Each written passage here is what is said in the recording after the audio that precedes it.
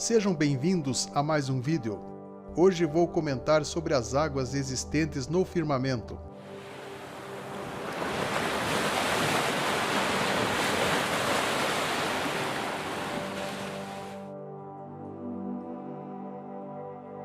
No princípio criou Deus o céu e a terra era sem forma e vazia, e havia trevas sobre a face do abismo, e o Espírito de Deus se movia sobre a face das águas. Segundo a cosmologia bíblica, refletida no primeiro capítulo do livro de Gênesis, Deus criou a terra inicialmente sem forma e vazia, imersa nas águas primordiais do abismo. A seguir, ele criou a abóbada do firmamento para separar as águas, dando espaço para a atmosfera, o que lhe permitiu então separar as águas abaixo do firmamento, corpos d'água, da parte seca, solo, criando os acidentes geográficos e dando forma à terra. E finalmente criou seres vivos para habitá-la, de maneira que ela deixou de estar vazia. Firmamento é o nome para a abóbada celeste, geralmente usada no contexto das religiões baseadas nas escrituras hebraicas, judaísmo, cristianismo. O termo vem do latim clássico firmamentum, usado na Vulgata, que significa suporte. O termo original hebraico designa uma placa rígida, ampla e sólida, possuindo uma certa espessura. Se fôssemos explicar o texto segundo o modelo do globo giratório, ficaria assim: no globo, o céu ou a abóbada não existe. Não tem como colocar uma abóbada num globo girando a 1.666 km por hora e ainda circulando em volta do Sol. Grossas nuvens o encobrem, de modo que não pode ver. Ele passeia pela abóbada do céu. No modelo globo, tudo se formou de uma explosão que gerou uma bola maluca giratória, que por acaso surgiu vida e evoluiu passando de seres marinhos, chegando em macacos até o ser humano. Tudo por acaso. Enquanto na Bíblia a Terra já existia antes do Sol, da Lua e das estrelas, a ciência diz que a formação do planeta Terra ocorreu logo após o início da formação do Sistema Solar. Primeiro veio o Sol, depois a Terra. A Terra, que formou cerca de 5 bilhões de anos atrás, era uma bola incandescente que foi se resfriando com o passar do tempo. Perceberam que a explicação científica inverte a ordem da criação? A Lua só surgiu milhões de anos depois do Sol. Segundo o heliocentrismo, foi assim que se formou a Lua. A Lua pode ter se formado cerca de 30 a 200 milhões de anos depois do nascimento do Sistema Solar. A hipótese mais aceita para a formação da Lua é a do Big Splash, ou Grande Impacto.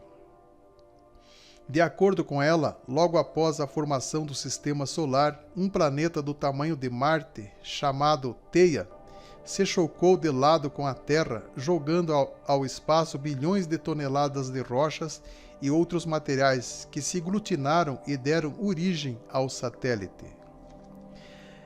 Não tem como explicar a narrativa bíblica usando o modelo globo apresentado pelo heliocentrismo, por isso vou usar o modelo da Terra plana, que é mais simples e fácil de entender.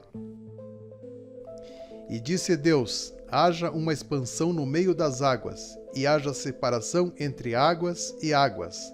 Para separar águas acima do firmamento, foi necessário Deus criar uma abóbada cobrindo a terra.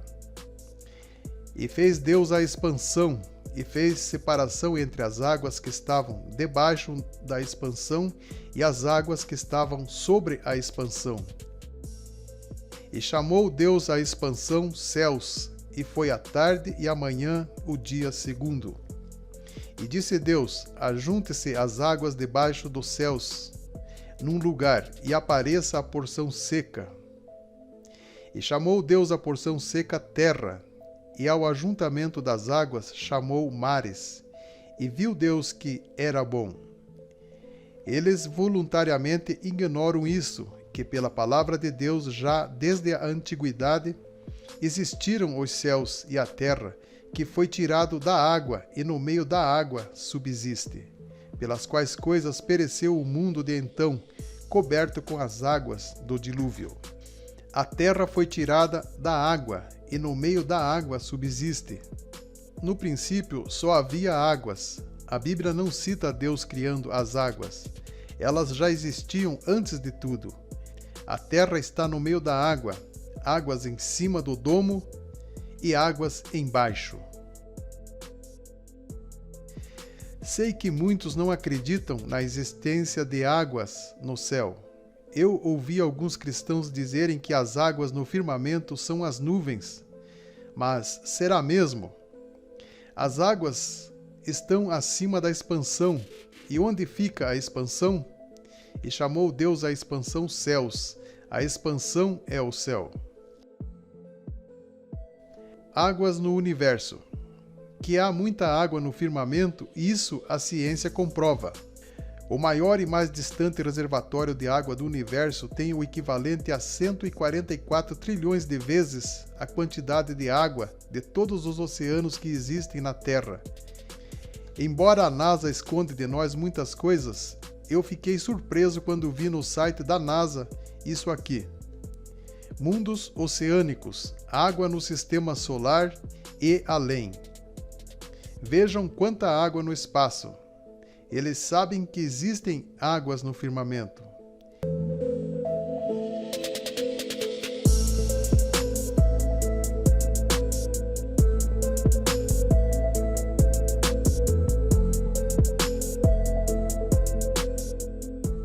Louvai, ó céus dos céus, e as águas que estão sobre os céus. Salmo 148, 4.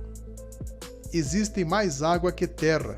Cerca de 71% da superfície da Terra é coberto por água em estado líquido. O céu, assim, é descrito como uma gigantesca cúpula luminosa, uma cúpula acima da qual se agita o oceano celestial, cujo fluxo de água, regulado por grandes obturadores, pode disseminar sobre a Terra a chuva ou o dilúvio devastador. Via Láctea e o dilúvio. Vejam um trecho desse vídeo do canal Flatland. Os antigos dizem que surgiu uma rachadura na cúpula. Essa fenda esbranquiçada no céu noturno é observável e ficou conhecida como Via Láctea. Nebulosas são manchas nessa antiga rachadura na cúpula da Terra. Mitos chamam essa região celeste de Rio das Águas Primordiais. Quando você olha a Via Láctea, parece mesmo uma rachadura no domo.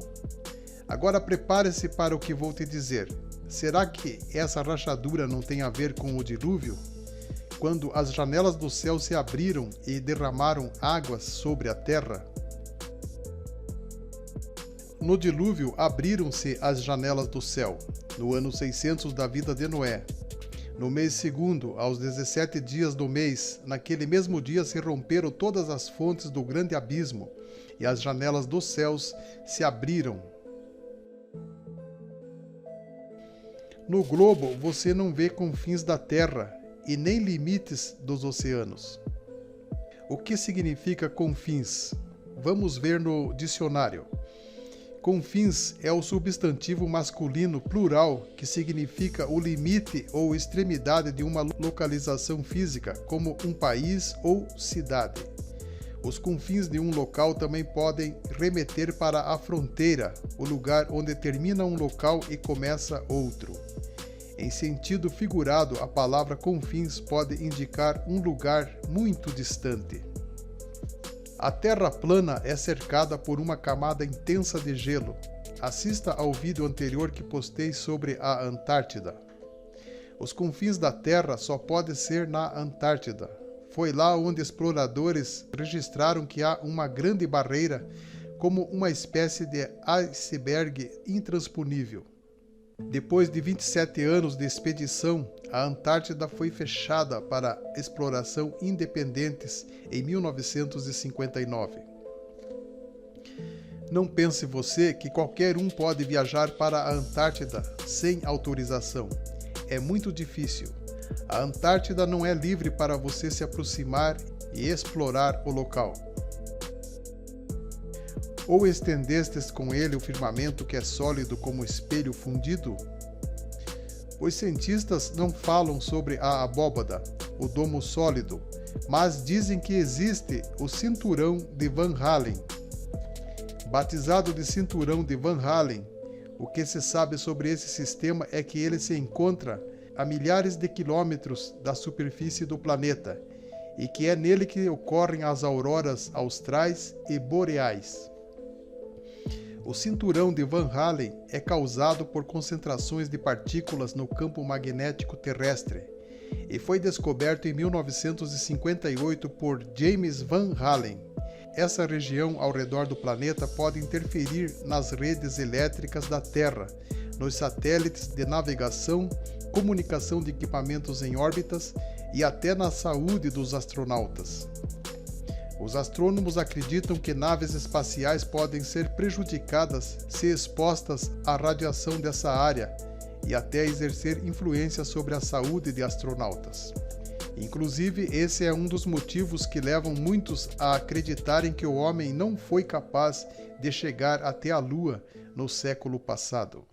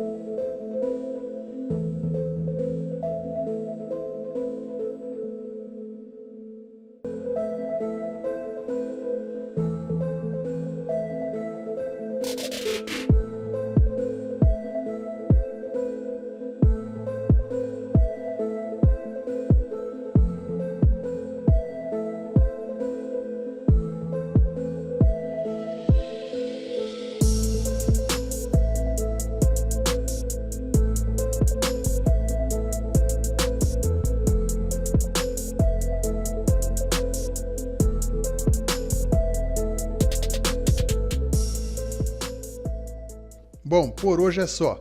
Fico por aqui e nos encontramos num próximo vídeo. Um abraço, Deus te abençoe.